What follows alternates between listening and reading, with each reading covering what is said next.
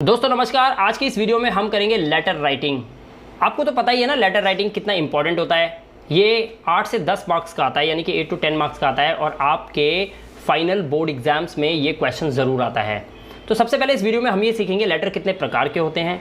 दूसरी बात ये जानेंगे कि लेटर का फॉर्मेट क्या होता है, यानी कि कई बार स्टूडेंट्स को ये नहीं पता होता कि लेटर को किस तरह से लिखा जाता है, तो इसके फॉर्मेट को भी जानेंगे। और साथ में मैं आपको ये भी बताऊंगा कि लेटर स्टेप बाय स्टेप भी अगर आप लिखते हैं तो भी आपको बोर्ड में मार्क्स मिल जाते हैं।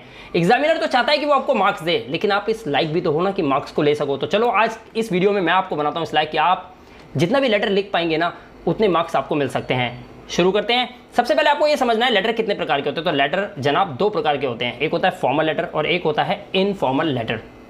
फॉर्मल लेटर क्या होता है, इनफॉर्मल लेटर क्या होता है, ये अभी जानेंगे हम। सबसे पहले मैं आपको ये बताना चाहूँगा कि फॉर्मल लेटर किस किस को लिखा जाता है। देखिए, टू द एडिटर यानी कि एडिटर को लिखा जा सकता है, कमिश्नर ऑफ पुलिस को लिखा जा सकता है और साथ में मैनेजर को लिखा जा सकता है।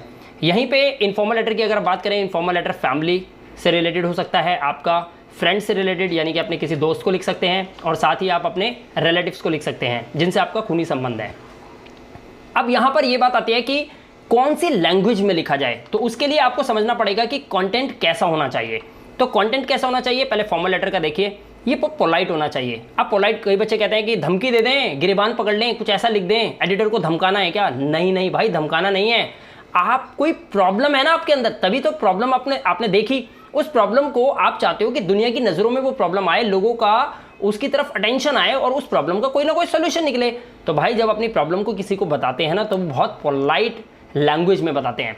तो आपका जो लिखने का तरीका होगा वो पोलाइट होगा, स्ट्रेट फॉरवर्ड होगा। और ये भी याद रखना कि 120 से 140 वर्ड्स का आपका बॉडी ऑफ द लेटर होता है।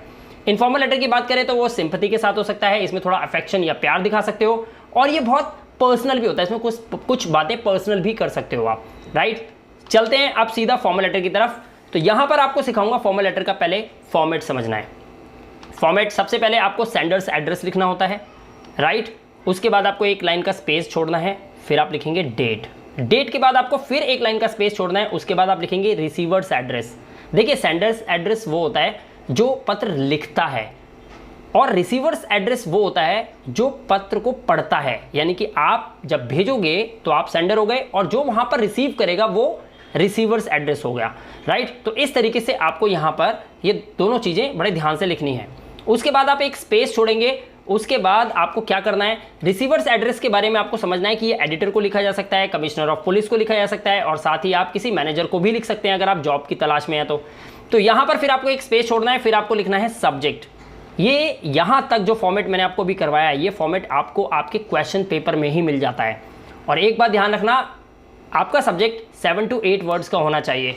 साथ में आपको लिखना है सैल्यूटेशन, यानी कि आप जिसको भी लिख रहे हैं उसको सैल्यूटेशन आपको डालना पड़ेगा, वो मैं आपको अभी वीडियो में बताऊंगा किस तरह से। अब आपको यह समझना है कि अगर आपने इतना फॉर्मेट लिख लिया, आपने क्वेश्चन से उतार लिया इतना, सिर्फ अगर मान लीजिए आपकी इंग्लिश वीक है, आप इतना नहीं लिख सकते, लेकिन इतना भी अगर आपने अपने क्वेश्चन पेपर से ढूंढ कर लिख लिया तो ये ध्यान रखना कि आपको 1 मार्क इसका मिल जाता है, यानी कि 1 मार्क्स तो आपको मिल गए यहीं पे, तो मिल गए ना फ्री के 1 मार्क्स। अब चलते हैं आगे। इसके बाद आपको लिखना है body of the letter. Body of the letter के बाद उसका कंक्लूजन लिखना है कि भाई समाधान क्या हो सकता है, जब प्रॉब्लम बताओगे तो सोल्यूशन भी बताओगे, ये लिखना है। इस तरह से आपका पूरा फॉर्मल लेटर का जो है फॉर्मेट तैयार होगा। अब मैं आपको एक क्वेश्चन की तरफ ले चलता हूं, ये रहा क्वेश्चन, इसको ध्यान से देखिए। क्वेश्चन आप पढ़ सकते हैं यहां पर, you are Milap of sector 7 Rohini write a letter to the editor of a reputed newspaper of the Hindu about rising prices and their impact on the common people, यानी कि सामान्य लोगों पर महंगाई का जो प्रभाव पड़ता है उसके ऊपर ये पत्र है। तो हम सबसे पहले क्या लिखेंगे, सबसे पहले हम लिखेंगे सेंडर्स एड्रेस। अब आप ये कहेंगे सर ऊपर तो लिखा है सेक्टर 7 रोहिणी, नीचे तो A61 भी आ गया। भाई अगर दे रखा होता है ना छोटा सा तो आपको थोड़ा फैलाकर लिखना होता है, 3 से 4 लाइनों का लिख दो कि क्या जाएगा, लिख सकते हो आप इसको, ठीक है। तो A61 मेरे घर का एड्रेस हो गया। इस तरह से हमने यहाँ पर सेक्टर 7 रोहिणी न्यू दिल्ली 46 लिख दिया। ये क्या है, ये है सेंडर्स एड्रेस, यानी कि ये हमारा पता है, हम पत्र लिख रहे हैं। तो आप पेपर में लिखोगे तो सबसे पहले ऊपर लाइन में आपको आपका पता मिल जाएगा। उसके बाद आपको क्या डालनी है, डेट डालनी है। डेट कैसे लिखनी है, ध्यान रखना, जैसे लिखी हुई है इसी तरह से आपको डेट लिख के आनी है, यानी कि पहले डेट लिखेंगे, फिर महीना लिखेंगे, फिर कॉमा लगाएंगे, फिर आपका ईयर आ जाएगा। राइट, इस तरह से लिखेंगे। फिर आपको एक लाइन का स्पेस छोड़ना है डेट लिखने के बाद। फिर आपको लिखना है द एडिटर, यानी कि ये आपको कहाँ मिलेगा, भाई एडिटर को लिख रहे हो ना, द हिंदू का न्यूज़पेपर है तो उसके एडिटर को आप लिख रहे हो तो द एडिटर। द हिंदू और उसके बाद नीचे उसका एड्रेस आ गया। अब ये क्या है, ये आपका रिसीवर्स एड्रेस हो गया। ये तीनों चीज़ें, डेट आपको पता ही है, जिस दिन आपका पेपर होगा वही डेट होगी। ऊपर आपका एड्रेस हो गया, नीचे आपको कहीं ना कहीं एडिटर का एड्रेस मिल जाएगा। हो गया यहाँ तक। अब आपको क्या करना है, अब आपको लिखना है डियर सर। कई सारे स्टूडेंट्स कहते हैं कि सर मैडम नहीं लिख सकते। लिख सकते हैं, लेकिन अगर आप कंफर्म हो तो। अगर आप कंफर्म नहीं हो कि रिसीवर मैडम है या सर, तो आप डियर सर ही लिखें, राइट। तो ये आपका हो गया सैल्यूटेशन। तो यहाँ तक तो आप आराम से लिख सकते हो। इसके बाद आपको सब्जेक्ट लिखना है, the impact of rising prices on the common people. अब आप कहोगे सर ये सब्जेक्ट कहाँ से मिलेगा? भाई ऊपर देखो क्वेश्चन में कुछ दिखाई दिया, ये देखो, rising prices and their impact on the common people, मिल गया। तो यहां से आप सब्जेक्ट निकाल सकते हो और सब्जेक्ट को लिख सकते हो। उसके बाद आपको क्या करना है, उसके बाद आपको पैरा 1 स्टार्ट करना है, यानी कि आपका बॉडी ऑफ द लेटर शुरू हो जाएगा। अब ये कैसे लिखते हैं थोड़ा सा समझ लेते हैं। Through the columns of your esteemed newspaper I would like to draw the attention of the concerned authority. अब ये कंसर्न्ड अथॉरिटीज कौन होती हैं? ये कंसर्न्ड अथॉरिटीज वो होती हैं जिनका ध्यान आप केंद्रित करना चाहते हो अपनी इस प्रॉब्लम की तरफ, राइट। उसके बाद टुवर्ड्स द प्रॉब्लम ऑफ, और प्रॉब्लम ऑफ के बाद क्या है? प्रॉब्लम तो वही है ना, rising prices and their impact on the common people. भाई इंग्लिश नहीं आती कोई बात नहीं, यहां से लाइन निकाल के लिख दो। उसके बाद आलू टमाटर प्याज इन सब के रेट तो आपको पता ही है ना, बस 2-2 3-3 सेंटेंसेस इसके बना दीजिए। लो जी, आपका एक पैराग्राफ कंप्लीट हो गया।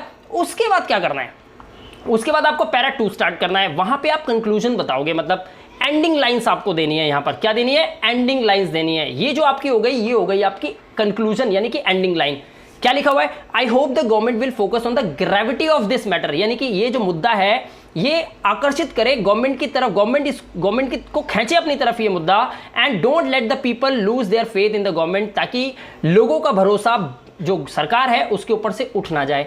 ये लाइन इसमें लिखी हुई है, तो ये आप ऐड कर सकते हो। लास्ट में आप ये ऐड कर देना, ध्यान रखना जो आपका एग्जामिनर होता है ना, वो फर्स्ट लाइन और आपकी लास्ट लाइन यानी कि कंक्लूजन, इस पे बहुत ज्यादा फोकस करता है। अगर आपने ये सही लिख दिया ना, तो वो पॉजिटिव माइंड का हो जाएगा और बाकी के क्वेश्चंस भी ना वो समझ जाएगा। बच्चे को बहुत अच्छा इंग्लिश आता है, इसको लिखने का तरीका तो एटलीस्ट पता है, बाकी जितने भी आपके क्वेश्चन आंसर्स होंगे ना उसमें भी आपको बहुत अच्छे नंबर दे देगा। तो प्लीज इस तरीके से आप लिख सकते हैं। उसके बाद आपको क्या करना है, उसके बाद आपको लिखना है थैंकिंग यू योर्स फेथफुली, और उसके बाद आप मिलाप गुप्ता लिख के फाइनली कंप्लीट कर लेंगे इसको।